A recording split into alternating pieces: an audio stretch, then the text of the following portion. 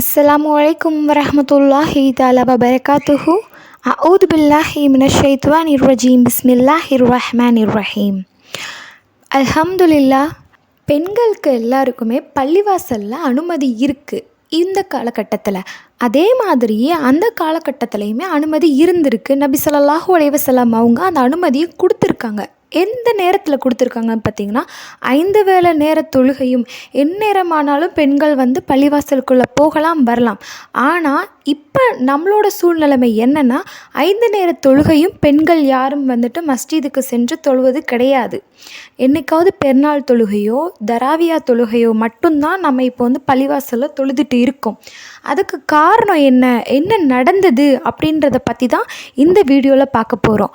பெண்கள் மதர்சாக்குள்ளே போகலாமா போகக்கூடாதா அப்படின்ற விவாதத்தினாலேயே அத்தா மகன் தந்தை மகன் இருவருமே பேசாமல் இருந்திருக்காங்க. அவங்களுக்கிடையே மனசு கஷ்டமும் ஏற்பட்டிருந்திருக்கு. பெண்கள் சுதந்திரமாக எல்லா இடத்துக்கும் சென்றிருக்காங்க, பள்ளிவாசலுக்குள்ளேயும் போயிருக்காங்க. ஆனால் அது இப்போ மாற்றம் அடைஞ்சிருக்கு. அதனால பல பிரச்சனைகள் அந்த காலத்து மக்களுக்கிடையே நடந்துகிட்டு இருந்திருக்கு. பல பேர் பெண்கள் மதரசாக்குள்ளே போகிறதுக்கு ஆதரிச்சிருக்காங்க. சில பேர் ஆண்களுக்கு நிகராக பெண்கள் எப்படி போகலாம், அதெல்லாம் போகக்கூடாது, அப்படி ஒன்று கொண்டு வரக்கூடாது அப்படின்னு நிறையா பேர் சொல்லிட்டு இருந்திருக்காங்க. அவங்கக்கிட்ட நிறையா மோதல் ஏற்பட்டிருக்கு. ஆனால் நிறைய பேர் என்ன பண்ணியிருக்காங்கன்னா, நபி ஸல்லல்லாஹு அலைஹி வஸல்லம் அவங்க சொன்ன அந்த ஒரு வார்த்தைக்காக கட்டுப்பட்டு பெண்களை பள்ளிவாசலுக்குள்ளே அனுமதிக்கிறது பிடிக்காமலே, ஆனால் நபி ஸல்லல்லாஹு அலைஹி வஸல்லம் அவங்க சொல்லிட்டாங்கன்ற ஒரே காரணத்துக்காகவே பெண்களை அனுப்பி வச்சிருக்கிறாங்க. அப்படிப்பட்ட ஒரு நிகழ்வு அமல்களின் சிறப்பு பகுதியில் இடம்பெற்றிருக்கு. அதை தான் நம்ம இன்றைக்கி இந்த வீடியோவில் பார்க்க போகிறோம். பெண்கள் மஸ்ஜிதுக்குள் செல்ல அனுமதி கொடுங்கள் என்று ரசூலுல்லாஹி ஸல்லல்லாஹு அலைஹி வஸல்லம் அவர்கள் கூறியுள்ளதாக ஒரு தடவை அப்துல்லாஹ் இப்னு உமர் ரலியல்லாஹு அன்ஹு அவர்கள் அறிவித்தபோது, அவர்களுடைய மக்களில் ஒருவர், நாங்கள் அவ்வாறு அனுமதிக்க மாட்டோம், ஏனெனில் அவர்கள் இதனை ஒரு சாக்காக வைத்துக்கொண்டு எதிர்காலத்தில் சுதந்திரமாக திரியவும் குழப்பங்களை உண்டாக்கவும் செய்துவிடுவார்கள் என்று மறுத்து கூறினார். இதனை கேட்டதும் அப்துல்லாஹ் இப்னு உமர் ரலியல்லாஹு அன்ஹு அவர்களுக்கு கோபம் ஏற்பட்டு, நான் ரசூலுல்லாஹி ஸல்லல்லாஹு அலைஹி வஸல்லம் அவர்களின் கட்டளையை சொல்கிறேன், நீ அதனை மறுத்து அனுமதி தரமாட்டோம் என்று கூறுகிறாயா என்று கூறி மகனை பலவாறு ஏசி பேசிவிட்டு அன்று முதல் அந்த மகனிடம் பேசுவதையும் விட்டுவிட்டார். பெண்கள் மஸ்ஜிதுக்குள் செல்ல அனுமதித்தால் குழப்பங்கள் ஏற்படும் என்று அவர்கள் கூறியது காலத்தின் சூழ்நிலையில் கவனித்து சொன்னதாகும். அன்னை ஆயிஷா ரலியல்லாஹு அன்ஹா அவர்களும் ரசூலுல்லாஹி ஸல்லல்லாஹு அலைஹி வஸல்லம் அவர்கள் இக்காலத்து பெண்களின் நிலைகளை பார்த்தால் அவர்கள் மஸ்ஜிதுக்குள் செல்வதை தடை செய்திருப்பார்கள் என்று கூறியுள்ளார்கள்.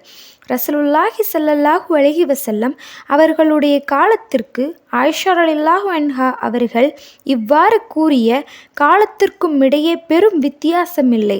அவ்வாறிருந்தும் ரசூலுல்லாஹி ஸல்லல்லாஹு அலைஹி வஸல்லம் அவர்களின் கட்டளையின் மீதும் சந்தேகம் கொள்வதையோ அல்லது அதில் யோசனை செய்வதையோ இப்னு உமர் ரலியல்லாஹு அன்ஹு அவர்களால் சகிக்க முடியவில்லை. அது மட்டுமல்லாமல் ரசூலுல்லாஹி ஸல்லல்லாஹு அலைஹி வஸல்லம் அவர்களின் கட்டளையை மறுத்து கூறியதால் ஆயுள் முழுவதும் தம் மகனிடம் பேசாமலேயே இருந்து விட்டார்கள். கண்ணியத்திற்குரிய சஹாபாக்களுக்கு தங்கள் உயிரினும் மேலான ரசூலுல்லாஹி ஸல்லல்லாஹு அலைஹி வஸல்லம் அவர்களுடைய கட்டளையின் முக்கியத்துவத்தை கருதி பெண்கள் மஸ்ஜிதிற்குள் செல்ல அனுமதிப்பதா அல்லது காலத்தினால் ஏற்படும் குழப்பத்தை கருதி அவர்கள் மஸ்ஜிதுக்குள் செல்வதை தடை செய்வதா என்பது சிக்கலான பிரச்சனையாகவே இருந்தது. ஆத்திகா ரலியல்லாஹு அன்ஹா அவர்களுக்கு ஒருவர் பின் ஒருவராக பல நபர்களுடன் திருமணம் நடந்திருந்தது. அவர்களில் ஹஜ்ரத் உமர் ரலியல்லாஹு அன்ஹு அவர்களும் ஒருவர். ஆத்திகா ரலியல்லாஹு அன்ஹா அவர்கள் மஸ்ஜிதிற்குள் தொழ செல்பவர்களாக இருந்தார்கள்.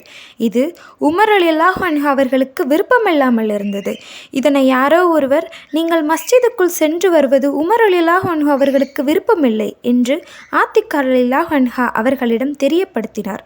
விருப்பமே இல்லையானால் அவர்களே என்னிடம் கூறி தடுக்க வேண்டியதானே என்று அந்த அம்மையார் பதிலளித்து விட்டார். ஹஜ்ரத் உமர் ரலியல்லாஹு அன்ஹு அவர்களுடைய மரணத்திற்கு பிறகு ஆத்திகா ரலியல்லாஹு அன்ஹா அவர்கள் ஜுபைர் ரலியல்லாஹு அன்ஹு அவர்களை மணந்து கொண்டார்கள். அவர்களும் அந்த அம்மையார் மஸ்ஜிதிற்குள் செல்வதை விரும்பவில்லை. ஆனால் அவர்களிடம் கூறுவதற்கும் துணிவில்லை. ஏனெனில் ரசூலுல்லாஹி ஸல்லல்லாஹு அலைஹி வஸல்லம் அவர்கள்தான் அதனை தடை செய்யவில்லையே. ஒரு தடவை இஷா தொழுவதற்காக ஆத்திகா ரலியல்லாஹு அன்ஹா அவர்கள் மஸ்ஜிதிற்குள் செல்லும்போது வழியில் ஓரிடத்தில் ஹஜ்ரத் ஜுபைர் ரலியல்லாஹு அன்ஹு அவர்கள் உட்கார்ந்து கொண்டு அவர்களை சீண்டினார்கள். கணவராக இருந்ததால் அவ்வாறு சீண்டியது அவர்களுக்கு ஆகுமானதாக இருந்தது. எனினும் இருளின் காரணமாக சீண்டியவர் யார், நம் கணவர்தான் என்பதை அவர்களால் கண்டு கொள்ள முடியவில்லை. ஆனால் அன்று முதல் அவ்வம்மையார் மஸ்ஜிதிற்குள் செல்வதை விட்டுவிட்டார்கள். பிறகு ஜுபைர் ரலியல்லாஹு அன்ஹு அவர்கள், நீ ஏன் இப்பொழுதெல்லாம் மஸ்ஜிதிற்குள் தொழ செல்வதில்லை என வினவியதற்கு, இப்பொழுது காலம் கெட்டுவிட்டது என அவர்கள் பதிலளித்தார்கள். அல்லாஹ்வே போதுமானவன். நம்மளுக்கு இதிலேருந்து என்ன தெரிய வருதுன்னா, 5 நேர தொழுகையும் நம்ம தொழுவதற்கு பள்ளிவாசலில் அனுமதி இருந்திருக்கு. நம்ம இஸ்லாத்தில் பெண்கள் பள்ளிவாசலுக்குள்ளே மஸ்ஜிதுக்குள்ளே போகிறதுக்கு அனுமதி இல்லைன்னு ஒரு சட்டம் கிடையாது. பெண்களுக்கு இஸ்லாத்தில் முழு சுதந்திரம் இருக்குது.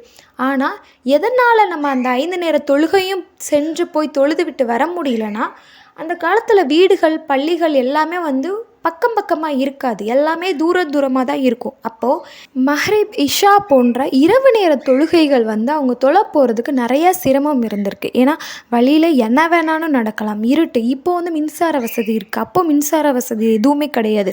இருட்டில் தான் அவங்க போகணும். அப்போது கணவர் பக்கமாக இருந்தால் கூட அது வேறு யாரோன்ற சந்தேகம் நம்மளுக்கு வந்துடும். வேறு யாரோ இருந்தால் கூட நம்ம கணவர் தான் நிற்கிறாரா, நம்ம உறவினர் தான் நிற்கிறாரா அப்படின்ற சந்தேகம் நம்மளுக்கு இருக்கும்.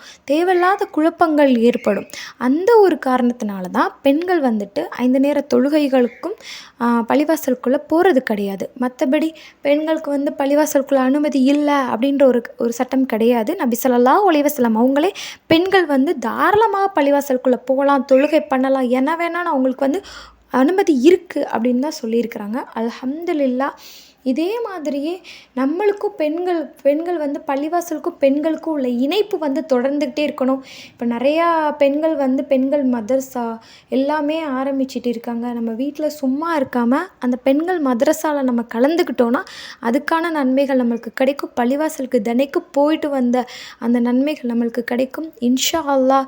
இதே மாதிரி நல்ல அமல்களுடன் அடுத்த பதிவில் நான் உங்களை சந்திக்கிறேன். அல்ஹம்துலில்லாஹ். அஸ்ஸலாமு அலைக்கும் வரஹ்மத்துல்லாஹி தஆலா வபரகாத்துஹு.